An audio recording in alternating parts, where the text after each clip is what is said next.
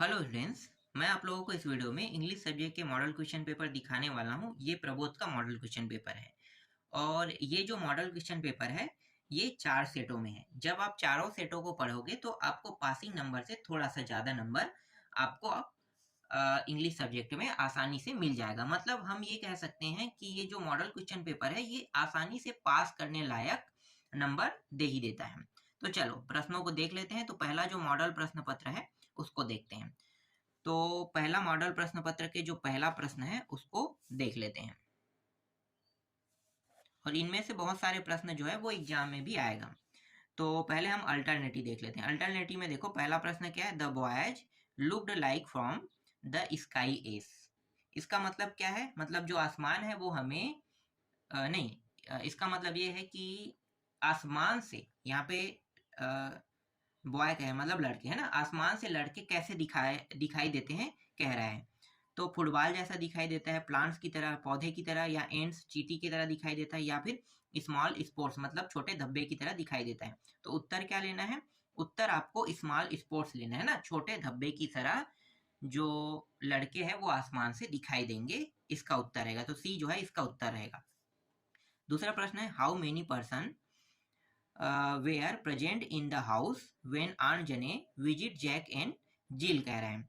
ठीक है, तो आन जने जब जैक एंड जिल के घर में पहुंचा तो वहां पे कितने लोग थे कह रहा है, 4, 5, 6 या 3 लोग। तो उत्तर क्या लेना है, यहाँ पे 4 ले लेना है। ठीक है, 4 लोग थे। तीसरा प्रश्न है, the king give a little चुकले देयर चुकले मीन्स। ठीक है, तो इसका अर्थ क्या होगा, तो इसका अर्थ हो जाएगा हंसना। ठीक है, तो यहाँ पे जो लॉफ दिया हुआ है ना ये आपको लेना है। ठीक, इसके बाद चौथा है, I don't care for your dirty school Swaminathan मुतरन दीज मॉर्स बिकॉज। तो मतलब ये जो स्वामीनाथन है ना, एक मिनट क्या कह रहा है, डर्टी, हाँ मतलब स्कूल को डर्टी स्कूल मतलब इस गंदे स्कूल में, गंदे स्कूल की बात करें मतलब, एक सेकंड क्या कह रहा है, आई डोंट केयर, मुझे इसकी परवाह नहीं है। ठीक है, ये क्या कह रहा है, स्वामीनाथन जो है वो कह रहा है मुझे इस स्कूल की कोई परवाह नहीं है कह रहा है। और ऐसा क्यों कह रहा है, तो ऐसा इसलिए कह रहा है क्योंकि देखो यहाँ पे ही वास, ये जो तीसरा है ना, ह्यूमिलिएटेड बाय द हेडमास्टर। तो हेडमास्टर जो है ना वो स्वामीनाथन का अपमान कर रहा था, इसलिए स्वामीनाथन ने ऐसे शब्द का उपयोग किया। तो इसका उत्तर सी हो जाएगा। इसके बाद अगला जो प्रश्न है, zumba imagines Khalistan in the poem.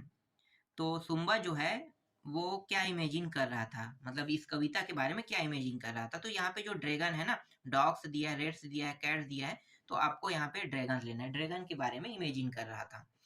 इसके बाद फिल इन दी ब्लैंक्स देख लेते हैं। Fill in the blanks using correct alternative कह रहा है ना, तो यहाँ पे 3 ऑप्शन दिया, इनमें से एक इसका उत्तर रहेगा। देखो, नो आई डोंट वेंट खालिस्तान बुक कह रहा है। अब मैं आपको बता दूं कि एनी, सम, मेनी इनका प्रयोग कब किया जाता है। देखो, सम का प्रयोग जब कोई चीज लिक्विड फॉर्म में है, जैसे कि वाटर है ना, मिल्क, दूध क्या है, लिक्विड है, वाटर क्या है, लिक्विड फॉर्म में, तब आपको सम का प्रयोग करना है। मतलब हम जिन चीजों को गिन नहीं सकते उन चीजों के लिए आपको सम का प्रयोग करना है। मतलब पानी जो है एक लिक्विड फॉर्म में है, तो पानी के कई बूंदे होते हैं, उसको अलग करेंगे तो अलग अलग बूंद बनेगा, बड़ा बूंद भी बनेगा, छोटा बूंद भी बनेगा, तो ये हम गिन नहीं सकते। तो ऐसे के लिए आपको सम का प्रयोग करना है ना, लिक्विड फॉर्म के लिए सम का प्रयोग करना है। याद रखना, अगर यहाँ पे मिल्क दिया रहता तो मैं सम लेता, वाटर दिया रहता तब मैं सम लेता, लेकिन ये दोनों नहीं दिया है। यहाँ पे क्या दिया है, पीछे में बुक दिया है, बुक दिया है, इसका मतलब हम बुक की संख्याओं को बता सकते हैं। लाइब्रेरी में बहुत सारे बुक हैं, तो उन बुकों को गिन सकते हो ना, बिल्कुल गिन सकते हो, क्योंकि उनकी संख्या आपको पता होना चाहिए और पता हो भी जाएगा ना गिनने पे। तो ऐसे चीजों के लिए हम एनी का प्रयोग, जैसे पेन है, बहुत सारे पेन है और यह पेन की जिक्र किया, तब आपको क्या करना है, एनी का प्रयोग करना है। ठीक है, इससे संबंधित एक प्रश्न आपके एग्जाम में आपको देखने को मिलेगा। तो आपको यही दिमाग लगाना है कि कब हमें एनी का प्रयोग करना है, कब हमें सम का प्रयोग करना है। मैंने अभी आपको जो बताया वो समझ में आया। सम का प्रयोग जब मिल्क, वाटर है ना, ऐसे चीजों के लिए हो तब आपको सम का प्रयोग करना है। हाँ, लेकिन इन्हीं को अगर किसी डब्बे में भर दिया जाए तब उस समय एनी का प्रयोग होगा, याद रखना। ठीक है, तो वाटर से भरा हुआ डब्बा कह दिया तो सम वाटर नहीं कहोगे, उस समय एनी वाटर वाला हो जाएगा। मतलब एनी कब होगा, डब्बा में भरा, डिब्बे को प्रदर्शित कर रहा है, लेकिन डायरेक्ट वो कहेगा। ठीक है, वाटर अगर शब्द लिखा है या फिर मिल्क शब्द बस लिखा है, तब आपको क्या करना है, सम का प्रयोग करना है। बस इतना जान लो कि वाटर या मिल्क, ऐसे चीजों के लिए आपको क्या करना है, सम का प्रयोग करना है। एनी का प्रयोग कंकड़ पत्थर, पुस्तक, पेन, है ना, कॉपी, इनके लिए आपको क्या करना है, एनी का प्रयोग करना है। और इसके अलावा बच गया, उसके लिए आपको मेनी का प्रयोग करना है। समझ में आ गया?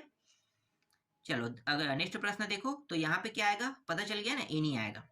दे आर नॉट हैप्पी बिकॉज खालिस्तान food in left with them.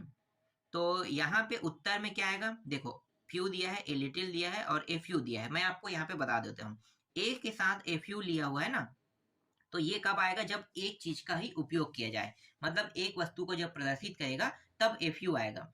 अब लिटिल का प्रयोग कब करना है, ए लिटिल का प्रयोग, तो ए लिटिल का प्रयोग तब करना है जब यहाँ पे जैसे नॉट हैप्पी बोल रहे हैं ना, जैसे यहाँ पे देखो नॉट लिखा है, नॉट शब्द किसी सेंटेंस के साथ नॉट का जिक्र हो जाए, ठीक है, किसी सेंटेंस के साथ अगर नॉट का जिक्र हो जाए तब आपको ए लिटिल का प्रयोग करना है, ठीक है।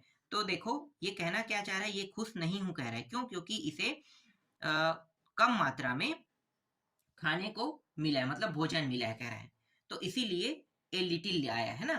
तो ए लिटिल इसलिए आया है क्योंकि कम मात्रा में इसे भोजन मिला है।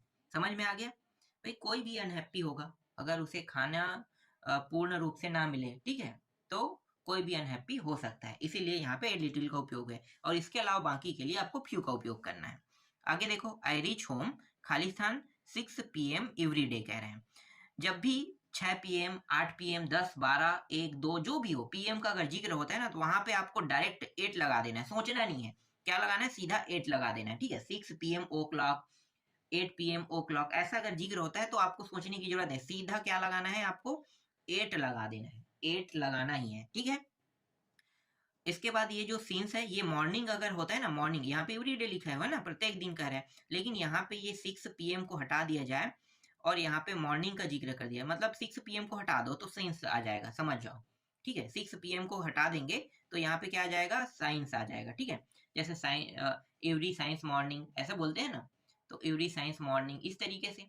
तो साइंस का प्रयोग कब करना है, जब यहाँ पे PM ये सब ना हो तब। और ये ऑन का उपयोग कब करना है, ऑन का उपयोग अंदर के लिए किया जाता है, जैसे ऑन द रूम, है ना, रूम, रूम के अंदर। अब रूम के अंदर बहुत सारी चीज है, जैसे कि अलमारी है, अलमारी है, तो अलमारी को भी आप प्रदर्शित करोगे तो ऑन द रूम अलमारी, इस तरीके से। या अलमारी के अंदर को प्रदर्शित करोगे तो ऑन अलमारी, मतलब अलमारी के अंदर कुछ वस्तु रखा है उसको प्रदर्शित किया जाए, तो इस तरीके के लिए ऑन का प्रयोग किया जाता है। समझ में आ गया? आगे देखो, I have Khalistan 1 rupees note कह रहे हैं, I have Khalistan 1 rupees note, तो यहाँ पे आर्टिकल को उपयोग करना है, ए एन द का। तो द का प्रयोग कब किया जाता है, जैसे कि द सिटी, ऐसे चीज जो एक स्थान से दूसरे स्थान नहीं जा सकता, उसके लिए आपको द का प्रयोग करना है। जैसे द सिटी, शहर को, शहर जो है, जैसे कोई शहर का नाम है, वो शहर जो है दूसरे जगह नहीं जा सकता है ना, रेंग चल के तो नहीं जा सकता है, तो वो स्थायी रूप से है। और जैसे किसी का नाम, जैसे मंदिर है, द टेम्पल कहते हैं ना, द टेम्पल, टेम्पल उसी जगह में है। रायपुर, द रायपुर शहर भी है, द बिलासपुर, है ना, द विलेज, गांव तो वहीं पे रहेगा, द विलेज, इस तरीके के लिए, ठीक है। तो ऐसे चीजों के लिए आपको द का प्रयोग करना है, ठीक। अब एन का प्रयोग किसके लिए करना है, एन का प्रयोग जब आप इस शब्द को पढ़ोगे ना, देखो यहाँ पे क्या लगा हुआ है भाई, 1, मतलब लगा नहीं, लिखा हुआ है ना, यहाँ पे मैं लिख देता हूँ 1, हिंदी में लिखना है आपको, ठीक है, लिखना किसमें, हिंदी में। ये वह जो है आगे अक्षर है, ये स्वर है कि व्यंजन है, आपको पता है व्यंजन है ना, ये व्यंजन है। तो यही चीज आपको देखना है कि ये जो 1 है वो स्वर है कि व्यंजन है, व्यंजन है। तो व्यंजन है, इसका मतलब कोई भी कंडीशन में एन नहीं आएगा, क्या आएगा यहाँ पे, ए आएगा, ठीक। अगर यही 1 ना होकर जैसे कि एलिफेंट हो जाता, एलिफेंट, तो एलिफेंट के आगे अक्षर को देखो क्या है, स्वर है ना, स्वर की संख्या कितनी है, 11, है ना, अ आ ई, अगर आगे में हिंदी में लिखने पर इस तरीके से ए आए और वो स्वर हो, तब आपको क्या करना है, यहाँ पे एन का प्रयोग करना है। ये आर्टिकल का मेन फंडामेंटल है, आपको ये समझना है। तो इससे संबंधित जब भी प्रश्न आएगा, इससे एक प्रश्न आएगा ही आएगा, इन्हीं से एक प्रश्न आएगा, इससे भी एक आएगा, तो ये 2 प्रश्न आपका फिक्स हो गया समझो। तो क्या लगाना है भाई, अगर आगे का अक्षर स्वर नहीं है तो आपको ए लगा देना है, और जैसे द सिटी, द विलेज, ऐसा शब्द ना हो जो चलने फिरने वाला ना हो, तब आपको, है ना, या ये कहें कि चलने फिरने वाला हो, जैसे यहाँ पे रायपुर का जिक्र कर देता है, रायपुर, विले सिटी, टेम्पल, ऐसा कोई जिक्र करता है, तब आपको यहाँ पे आगे में द लगाना है। तो ये चीज याद रखना, ठीक है। क्लियर हो गया ये भी प्रश्न? चलो आगे देखें पांचवा, I went to his home खालिस्तान I did not meet him कह रहा है। तो देखो ये जो इफ है ना ये हमेशा आगे में लगता है, ठीक है, हमेशा आगे में लगता है, ज्यादातर आगे में लगता है, बहुत कम बीच में लगता है। तो आपको ये इफ को तो लगाना ही नहीं है, इफ को हटा देना है, ठीक है, अगर आगे में खाली था ना तब लगाना। अब यहाँ पे ये जो बट है, जब नॉट से संबंधित कोई वर्ड हो, जैसे देखो नॉट नहीं से संबंधित है मतलब बट का प्रयोग करना है, अगर ये नॉट हटा दिया जाए तो एंड का उपयोग करना है। ये भी आपको पता चल गया। अगर इससे संबंधित प्रश्न आता है तो आपको इसी तरह बनाना है, हो सकता है इनमें से कोई प्रश्न को उठा दे, तो ये भी बेनिफिट है आपको, है ना। चलो अगला प्रश्न देखें हैं।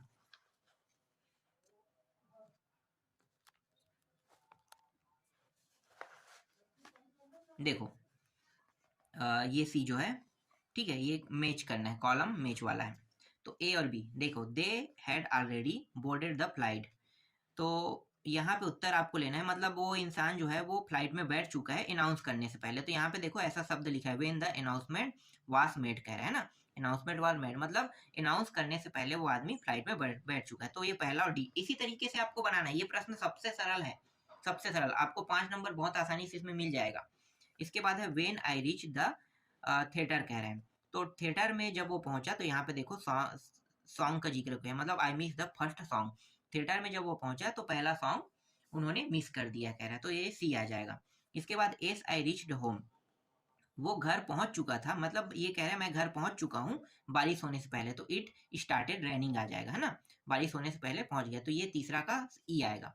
We arrive late for the show, मतलब शो के लिए ये लेट हो गया, कब, और यहाँ पे एक सेकेंड, क्या बोल, नहीं नहीं यहाँ पे क्या लिखा है, we arrive late for the show, है ना, मतलब हम देर रात तक के शो देखे कह रहे हैं, मतलब अपने दोस्तों के साथ देर रात तक शो, क्यों, क्योंकि उसके यहाँ गेस्ट आए हुए थे, तो because guest come to my home कह रहा है, ये आ जाएगा। अब बचा क्या है, आई गिव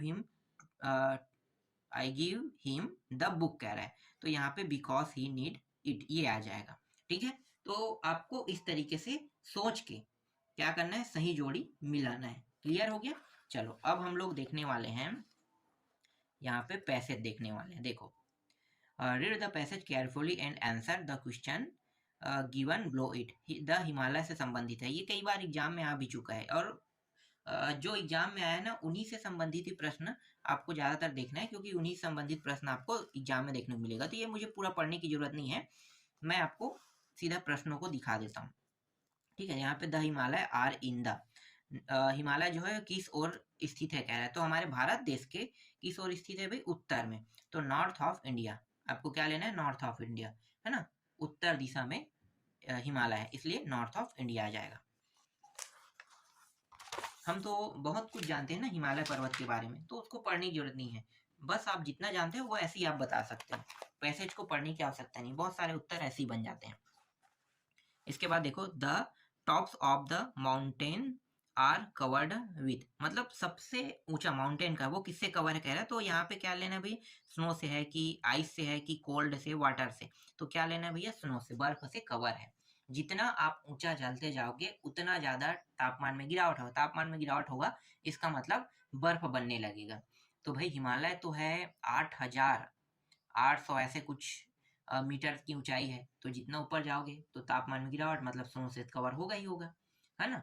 और जबकि 4 से 5 हजार की ऊंचाई पे आपका कश्मीर है जहाँ पे लोग रहते हैं, तो वहाँ पे ही बहुत लंबे टाइम तक के बर्फबारी होता है, तो वहाँ पे भी स्नो से कवर हो जाता है, तो वो तो 4,000 मीटर ही है, जबकि उससे 4,000 ऊपर जाएगा तो वो तो कवर हो ही जाएगा ना, इसलिए यहाँ पे स्नो आएगा। इसके बाद अगला प्रश्न है, which in the highest peak of the world, आपको पता है पूरा विश्व का सबसे ऊंचा शिखर क्या है भाई, माउंट एवरेस्ट, पता है ना, ठीक है। तो क्या लेना है आपको, माउंट एवरेस्ट उत्तर में ले देना है। Why are the these mountains called the Himalaya, ये क्या कह रहा है भाई, कवर्ड विथ स्नो, हाँ मतलब ये कह रहा है कि कॉल्ड द हिमालय, हिमालय जो है मतलब ये बताना चाह रहा है कि हिमालय जो है कवर्ड है स्नो से, कह रहा है पूरा, यहाँ पे देखो लिखा हुआ है ये पूरा topic, snow Thorpe out the year, है ना, हर साल ये हमेशा कवर ही रहता है कह रहा है, ठीक, इसका भी उत्तर हो गया। ठीक, अगला प्रश्न देखो, name the reverse which flow from the Himalaya. Himalaya से कौन कौन से रिवर जो है वो निकलती है, तो आपको उसका नाम बस बताना है, ये आसानी से आपको मिल जाएगा ढूंढने पर भी। गंगा है, यमुना है, ब्रह्मपुत्र है, व्यास है, ये सब नदियाँ नदियाँ जो है वो हिमालय से निकलने वाली नदियाँ हैं। इसके बाद अगला प्रश्न है, find the word passage which a unit of distance. तो यहाँ पे माइल्स आ जाएगा, ठीक, और हाउस और होम एबॉर्ड आ जाएगा। अब ये जो प्रश्नों के उत्तर से संबंधित कुछ प्रश्न है, इसको भी देख लेते हैं। एक मिनट, सही से नहीं हो रहा है क्या? अब देखो प्रश्नों के उत्तर। वाई डिड, ये प्रश्नों के उत्तर वाले जो है, जो हमने आईएमपी सूची में दिया है, उन्हीं को देखना है, ठीक है। हाँ, ऐसा नहीं कि यहाँ से नहीं आएगा, ऐसी वाली बात नहीं, यहाँ से भी आएंगे, लेकिन ज्यादातर आपको प्रश्न जो है, एक मिनट, ये तो हिमालय से संबंधित है क्या? 3, 4, 5, 6, हाँ ठीक है, ये ठीक, ये प्रश्नों के उत्तर से संबंधित है।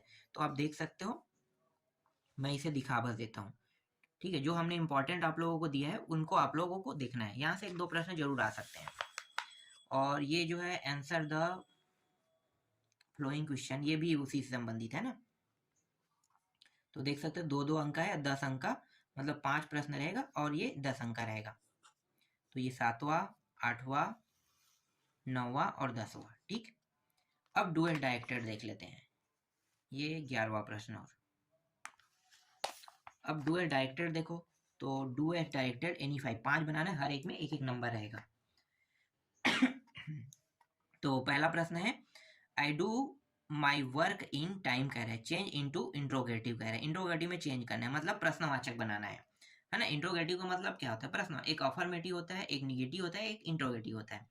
तो आप लोगों ने अगर टेंस पढ़ा होगा तो आप लोगों को पता होगा, टेंस के 3 रूप होते हैं, मतलब कोई भी एक वाक्य का 3 रूप होगा।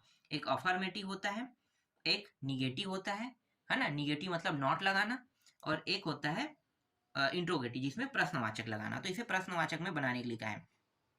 तो do I done my work in time, ठीक है, और प्रश्नवाचक इस तरीके लगा दिया। ये जो डू है इसको आगे ला दिया, इसके बाद आई, और यहाँ पे डू के बाद डन का प्रयोग किया है ना, done my work in time, ठीक, इस तरीके से। अगला देखो, Ram help his father in the field कह रहे हैं, यहाँ पे डू डज डिड का प्रयोग करना है कह रहे हैं।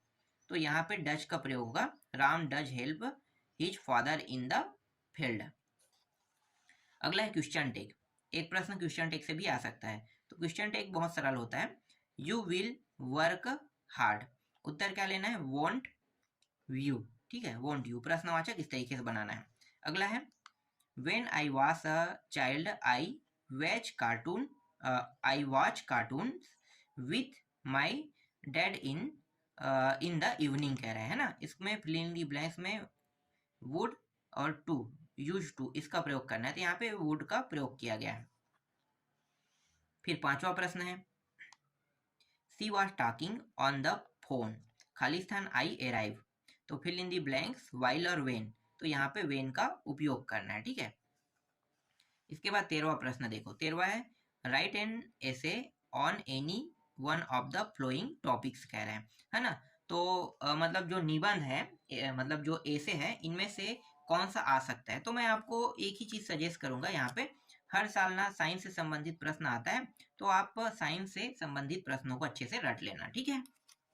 वंडर आप साइंस कहते हैं, वही साइंस ही है, साइंस के बारे में आपको बताना है, तो कोई अलग नहीं है, नाम बदलते रहता है, लेकिन साइंस जो है यूज होगा कहीं ना कहीं। तो आपको समझ जाना है कि साइंस को यूज हो रहा है, इसका मतलब ये है कि ये प्रश्न जो है वंडर ऑफ साइंस ही है।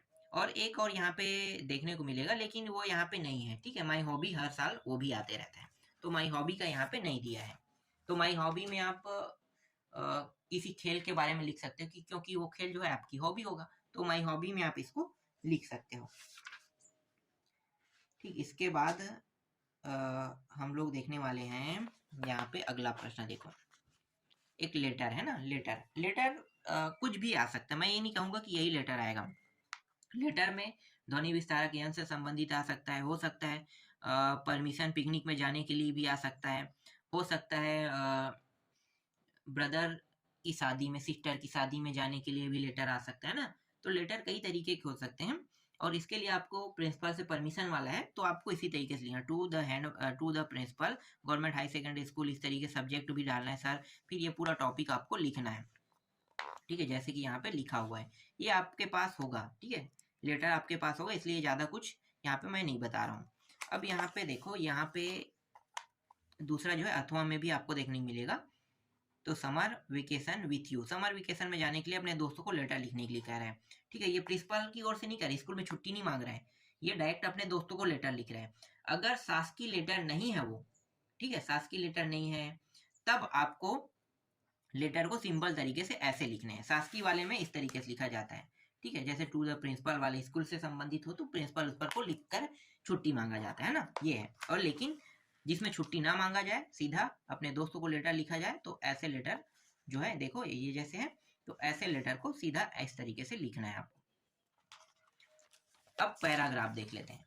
पैराग्राफ में कौन कौन सा पैराग्राफ आपको देखने को मिल सकता है। देखो पैराग्राफ जो है वो हर साल बदलते रहता है, कोई भी पैराग्राफ आ सकता है, लेकिन मेरे हिसाब से 3-4 जो है वो बहुत ज़्यादा महत्वपूर्ण है।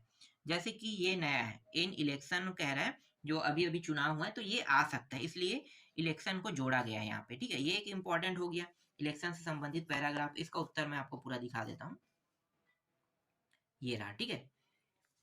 और एक जो है यहाँ पे देखो बेनिफिट, ये वाला देखो, बेनिफिट ऑफ एक्सरसाइज कह रहा है, बेनिफिट ऑफ एक्सरसाइज कह रहा है, और ये योगा भी हम इसी के अंदर ले सकते हैं, तो योगा कहे या बेनिफिट एक्सरसाइज, तो दोनों के लिए आप इसी टॉपिक को लिख सकते हैं, ठीक है। ये जो आपको दिखाई दे रहा है ये पूरा का पूरा आप लिख सकते हो, बस आपको क्या करना है, कुछ जगह योगा का उपयोग करना है, ठीक है। जैसे एक्सरसाइज कह रहे हैं तो योगा इन इंपॉर्टेंट कर देना, जहां जहां एक्सरसाइज होगा वहां पे योगा शब्द डाल देना, बस इतना ही आपको करना है, ठीक है। इसके अलावा हेल्थ इज वेल्थ, मतलब हेल्थ इज वेल्थ से भी आ सकता है, वो भी इंपॉर्टेंट है। ट्री से संबंधित है, प्लांटेशन है ना, प्लांटेशन। तो ये 3-4 जो मैं अभी बता रहा हूँ, इन्हीं में से कोई एक आपको पैराग्राफ में देखने को मिलेगा। फिर अगला देखते हैं, देखो फिर यहाँ पे एक पैसेज आ गया, ये रहा एक passage, read the flowing passage carefully and answer the question given below कह रहा है ना। तो यहाँ पे एक पैसेज दिया हुआ है, ये पैसेज शायद आया या नहीं मुझे भी याद नहीं आ रहा है, शायद, चलो छोड़ो, इसके बारे में ज़्यादा डिटेल से बात नहीं करेंगे, ये तो बन जाएगा क्योंकि इसी से ढूंढ के आपको उत्तर देना है, ज़्यादा कठिन नहीं होता है। देखो द इन्विटेशन वास फ्रॉम द खालिस्तान कह रहा है ना, तो यहाँ पे उत्तर क्या आएगा, किंग, किंग को इन्विटेशन दिया गया था, the king had invite Khalistan and, Khalistan कह रहा है, तो उत्तर क्या लेना है, यहाँ पे डी ले लेना है, स्कॉलर, और ये फिलोसफर, ठीक है, ये आ जाएगा, डी आ जाएगा यहाँ पे। इसके बाद यहाँ पे सी लेना है, the girl is the brightest scholar कह रहा है ना, ये स्कॉलर का मतलब आपको समझ में आ रहा है, टॉपर, ठीक है, जो टॉप कहते हैं ना उसको स्कॉलर भी कह देते हैं, और ये सब छात्रवृत्ति में पढ़ाई करने जाते हैं, तो इसी को हम स्कॉलर कहते हैं। इसके बाद देखो छोटे छोटे और प्रश्न हैं, जैसे कि who send an invitation to the girl, ठीक है, तो यहाँ पे क्या आएगा, जो किंग है किसको इनविटेशन दिया, एक minute, the king send an invitation to the girl, ये हो जाएगा, ठीक। Why did the king send invitation, तो the king send the invitation for the brightest scholar in the academy, मतलब उस एकेडमी के सबसे अच्छे स्टूडेंट को बुलाया था। स्कॉलर का मतलब आपको समझ में आ गया होगा, है ना, जो छात्रवृत्ति में पढ़ाई करते हैं और वो टॉपर रहता है, इसी को स्कॉलर कहा जाता है। ऐसे कई लोग हैं जो आज भी छात्रवृत्ति में पढ़ाई करते हैं और दूसरे देश में भी जाके पढ़ाई करते हैं। What did the king want? The king wanted to compile all the knowledge in the universe into books कह रहा है, ठीक। अगला है why was the brightest scholar in the academy, तो the girl was the brightest scholar in the academy, ठीक। और यहाँ पे कुछ और प्रश्न, जैसे कि यहाँ पे पैसेज का कुछ बताना, जैसे कि ऑर्गेनाइज है, इंटेलेक्ट है, ठीक है, मास्टरी है, तो इसका क्या क्या होगा, देखो यहाँ पे लिखा है कंपाइल, स्कॉलर और नॉलेज, इस तरीके से। ये ज़्यादा कुछ नहीं है, ये प्रश्न ऐसे प्रश्न आपसे बन जाए, इसलिए मैं ज़्यादा इसको एकदम बारीकी से नहीं बता रहा हूँ, ठीक है। इसके बाद नोटिस भी आपको देखने को मिलेगा, है ना, नोटिस में। तो देखो नोटिस, जैसे यहाँ पे किसका नोटिस है, बहुत सरल रहता है नोटिस बनाना। क्या वो है, fancy dress competition, fancy dress competition के बारे में नोटिस बनाने के लिए कह रहा है। तो नोटिस सबसे सरल होता है, देखो जैसे डांस एंड ड्रामा क्लब यहाँ पे लिया गया है, तो नोटिस जो है वो फैंसी ड्रेस कॉम्पिटिशन मतलब डांस एंड ड्रामा क्लब दिया है। उसके बाद इस तरीके से लिखना है, फिर नोटिस लिखना है, ठीक है, कुछ इस प्रकार से बनाना है। नोटिस सबसे सरल होता है। और एक यहाँ पे देखो लॉस्ट एंड फाउंड से दिया हुआ है एक नोटिस अथवा में, तो जो भी सरल लगेगा उसको आपको बनाना है, ठीक है। तो इस तरीके से 17 प्रश्न आपको एग्जाम में देखने को मिलेगा, और इन 17 प्रश्नों को कैसे बनाना है, किस तरीके बनाना है, और जो मैंने बताया इनमें से कुछ प्रश्न आपको एग्जाम में भी देखने को मिलेगा। तो जैसा मैंने बताया वैसे ही आपको क्या करना है, तैयारी करना है, और इनमें से कुछ प्रश्न आपको देखने को मिलेगा, इनको भी आपको देख लेना है।